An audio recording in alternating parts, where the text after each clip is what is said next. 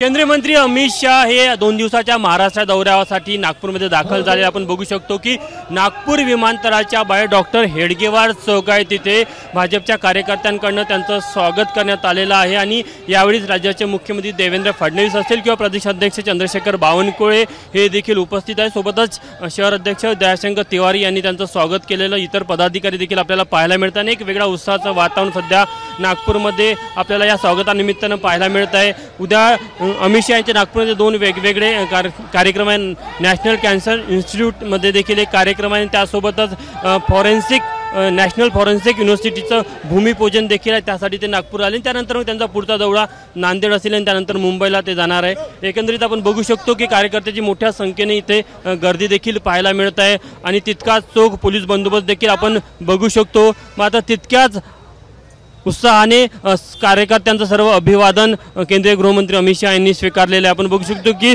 पाठीमागच्या सीटवर मुख्यमंत्री देवेंद्र फडणवीस असेल किंवा प्रदेशाध्यक्ष चंद्रशेखर बावनकुळे हे त्यांच्यासोबत असल्यास आपल्याला पाहायला मिळतं। आणि आता त्यांचा हा जो कॉन्वॉय आहे हा थेट हॉटेल रॅडिसन इकडे आपल्याला जाताना दिसत आहे। त्यामुळे निश्चितच गृहमंत्री अमित शाह यांचा जो महाराष्ट्राचा 2 दिवसाचा दौरा आहे तो आजपासून सुरू झालेला आहे आणि आज ते नागपूरमध्ये आलेले आहे आणि उद्यापासून त्यांचे जे इतर शासकीय कार्यक्रम आहे त्याची सुरुवात होणार आहे। कॅमेरामॅन अतुल लिटेसह तुषार कोहळे, एबीपी माझा, नागपूर। एबीपी माझा, उघडा डोळे बघा नीट।